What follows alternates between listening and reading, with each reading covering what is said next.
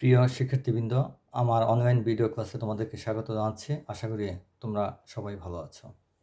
আমি গত ক্লাসে তোমাদেরকে তড়িৎ রাসায়নিক কোষ সম্পর্কে ধারণা দিয়েছিলাম।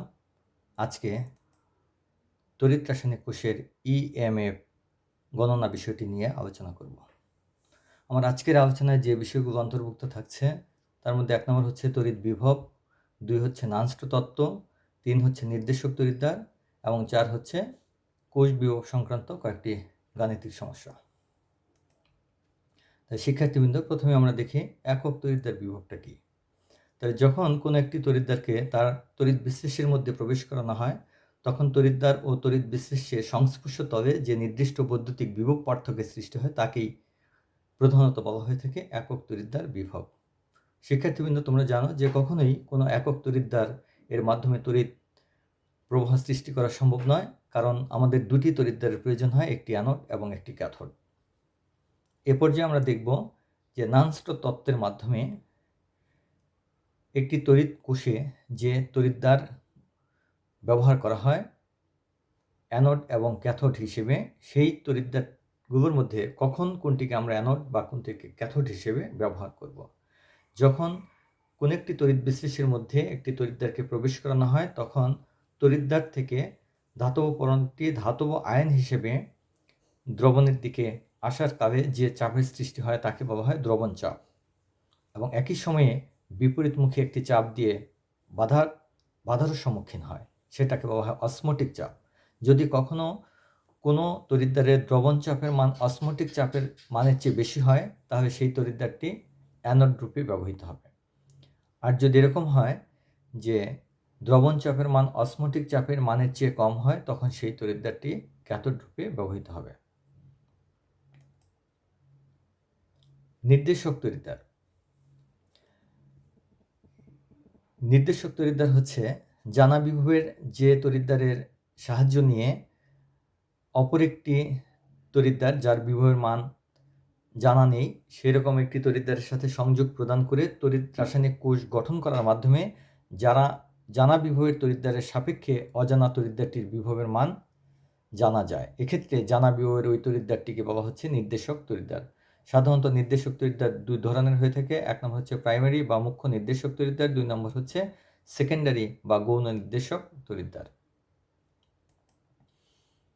প্রথমে আমরা দেখি একটি প্রাইমারি টাইপের নির্দেশক তড়িৎদ্বার, যেটাকে এখানে বলা হচ্ছে প্রমাণ হাইড্রোজেন তড়িৎদ্বার। এরকম একটি তড়িৎদ্বার করতে হলে আমার নিষ্ক্রিয় ধরনের ধাতুর তৈরি একটি তার, যেমন এখানে একটি প্লাটিনামের তার ব্যবহার করা হয়েছে, এটাকে প্রমাণ অবস্থায় অর্থাৎ 25 ডিগ্রি সেলসিয়াস তাপমাত্রায় 1 অ্যাটমসফিয়ার চাপে 1 মোলার H+ আয়নের দ্রবণের মধ্যে প্রবেশ করানোর পরে বিশুদ্ধ অবস্থায় হাইড্রোজেন গ্যাসকে যদি বুদবুদ রূপে চালনা করা হয়, তাহলে সৃষ্ট তড়িৎদ্বারটিকে বলা হচ্ছে প্রমাণ হাইড্রোজেন তড়িৎদ্বার। যে কোনো তড়িৎদ্বারের বিভব এই প্রমাণ হাইড্রোজেন তড়িৎদ্বারের আপেক্ষিকে মাপা হয়ে থাকে, এবং সর্বজনীন রীতি অনুযায়ী প্রমাণ হাইড্রোজেন বিভবের তড়িৎদ্বার বিভবের মান সবসময় 0 ধরা হয়ে থাকে। শিক্ষাবৃন্দ, এই মানটি তোমাদের মনে রাখতে হবে, গাণিতিক সমস্যায় সমাধানে এটার প্রয়োজন পড়বে। এরপর আসে সেকেন্ডারি নির্দেশক তড়িৎদ্বার। দৈনন্দিন বিভিন্ন ইলেকট্রোডের বিভব মাপার জন্য সেকেন্ডারি নির্দেশক তড়িৎদ্বারের ব্যবহার অনেকটাই সুবিধাজনক। কারণ হচ্ছে প্রাইমারি নির্দেশক তড়িৎদ্বার তৈরির ক্ষেত্রে বেশ কিছু শর্ত সাপেক্ষে এটা তৈরি করতে হয়। তার মধ্যে তাপমাত্রা 25 ডিগ্রি সেলসিয়াস রাখতে হয়, যে দ্রবণটি তড়িৎ বিশ্লেষ্যরূপে ব্যবহার করি তার ঘনমাত্রা 1 মোলার রাখতে হয়, এখানে চাপ 1 অ্যাটমসফিয়ার, এবং হাইড্রোজেন গ্যাসকে অবশ্যই বিশুদ্ধ অবস্থায় নিতে হবে। এর যদি কোনো ব্যত্যয় ঘটে তাহলে যে কোনো মুহূর্তেই প্রাইমারি নির্দেশক তড়িৎদ্বারটি অচল হয়ে যাওয়ার সম্ভাবনা থাকে। এই জন্যই আমাদের সেকেন্ডারি নির্দেশক তড়িৎদ্বার ব্যবহার করা অপেক্ষাকৃত সুবিধাজনক। সেকেন্ডারি নির্দেশক তড়িৎদ্বারকে গৌণ নির্দেশক তড়িৎদ্বারও বলা হয়। সেকেন্ডারি নির্দেশক তড়িৎদ্বারও বিভিন্ন রকমের আছে, এখানে দুটি উদাহরণ দেওয়া আছে। ক্যালমল তড়িৎদ্বার, খ হচ্ছে সিলভার ক্লোরাইড তড়িৎদ্বার। শিক্ষার্থীবৃন্দ, এবার তোমরা দেখতে পাচ্ছ রিঅ্যাক্টিভিটি সিরিজ অফ মেটালস। এই সিরিজটি তৈরি করা হয়েছে এভাবে যে আয়নসমূহের বিজারণ বিভবের বৃদ্ধিক্রমে তোমরা দেখতে পাচ্ছ -3.04 থেকে আস্তে আস্তে বৃদ্ধি পেয়েছে, অর্থাৎ বিজারণ বিভবের ঊর্ধ্বক্রম এবং জারণ বিভবের নিম্নক্রম, কারণ একই তড়িৎদ্বারের জারণ বিভব এবং বিজারণ বিভবের সাংখ্যমান সমান হয়, শুধুমাত্র চিহ্ন বিপরীত হয়। এভাবে বৃদ্ধিক্রমে সারিবদ্ধভাবে সাজিয়ে যে তালিকাটি তৈরি করা হয়েছে এটাকে বলা হয়ে থাকে সক্রিয়তা সিরিজ। দুটি তড়িৎদ্বারের বিভবের মান যদি জারণ অথবা যদি বিজারণ রূপে দেওয়া থাকে, সেক্ষেত্রে আমরা এই সিরিজ দেখেই বলে দিতে পারবো কোনটি অ্যানোড বা কোনটি ক্যাথোড হবে। যদি এমন হয় যে দুটি তড়িৎদ্বারের বিভবের মান জারণ রূপে দেওয়া আছে, সেই ক্ষেত্রে যে তড়িৎদ্বারটি জারণ বিভবের মান বেশি হবে সেটাকে অ্যানোড হিসেবে গ্রহণ করতে হবে, অপরটাকে ক্যাথোড রূপে গ্রহণ করে কোষ গঠন করতে হবে। আবার যদি এমন হয় যে দুটি তড়িৎদ্বারের বিভবের মান বিজারণ হিসেবে দেওয়া আছে, সেই ক্ষেত্রে যে তড়িৎদ্বারটির বিজারণ বিভবের মান বেশি হবে সেটি হবে ক্যাথোড এবং অপরটি হবে অ্যানোড। এভাবে আমরা খুব সহজেই কোষ গঠন করতে পারি এবং কোষ গঠন করে খুব সহজেই বিভবের মান আমরা বের করতে সক্ষম হব এবং গাণিতিক সমস্যার সমাধানে এটার ভূমিকা অত্যন্ত গুরুত্বপূর্ণ। এরপরে তোমরা দেখতে পাচ্ছ যে কোষ বিভব। সাধারণত কোষের কোষ বর্তনীকে উন্মুক্ত করে দেওয়ার পরে দুইটা তড়িৎদ্বারের মধ্যে যে বিভব পার্থক্য কার্যকর হয় সেটাই হচ্ছে একটি কোষের কোষ বিভবের মান বা ইলেকট্রোমোটিভ ফোর্স। তবে প্রমাণ অবস্থায় একটি কোষের কোষ বিভবের মান হচ্ছে অ্যানোডের জারণ বিভব এবং ক্যাথোডের বিজারণ বিভবের যোগফলই হচ্ছে একটি কোষের কোষ বিভবের মান।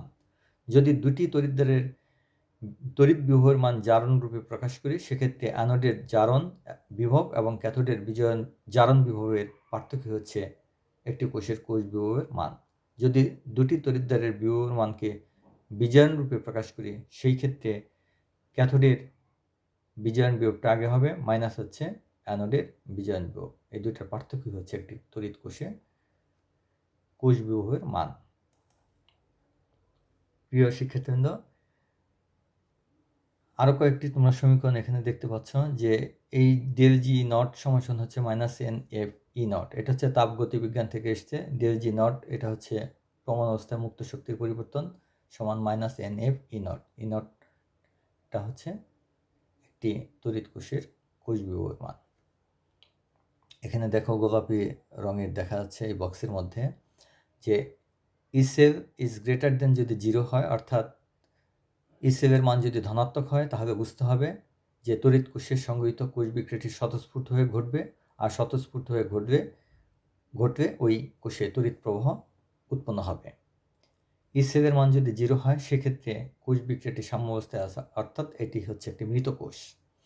যদি ই সেলের মান নেগেটিভ হয়, তাহলে কোষে কোষ বিক্রিয়াটি স্বতঃস্ফূর্ত হয়ে ঘটবে না, আর যদি না ঘটে সেক্ষেত্রে তড়িৎ প্রবাহ সৃষ্টি হওয়ার প্রশ্নই ওঠে না।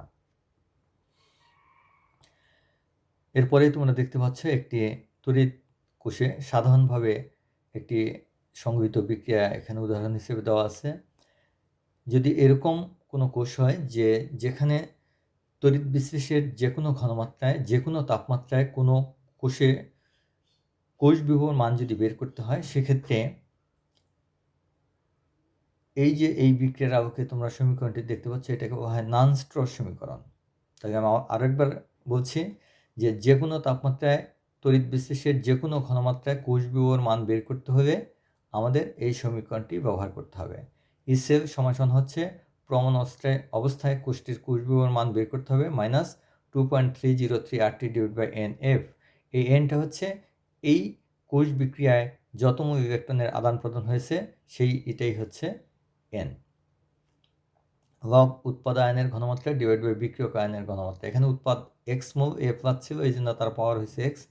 ওয়াই মোল বি প্লাস ছিল, এই জন্য বি প্লাস আয়নের ঘনমাত্রা পাওয়ার হয়েছে ওয়াই। তাহলে শিক্ষার্থীবৃন্দ, আমরা এবার গাণিতিক সমস্যা সমাধানের দিকে নজর দিই।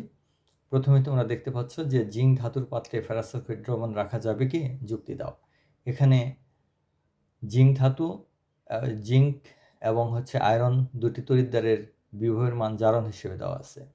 তাহলে আমরা একটু আগেই বলেছি যে দুইটা তড়িৎদ্বারের বিভবের মান যদি জারণ হিসেবে দেওয়া থাকে, সেক্ষেত্রে যে তড়িৎদ্বারটির জারণ বিভবের মান বেশি, যেমন এখানে জিঙ্কের জারণ বিভবের মান বেশি আছে, এই জন্য এটা হবে অ্যানোড, এটা হচ্ছে অ্যানোড, আর অপরটা হবে ক্যাথোড। তাই সেই হিসেবে কোষ ডায়াগ্রামটি হচ্ছে এটা।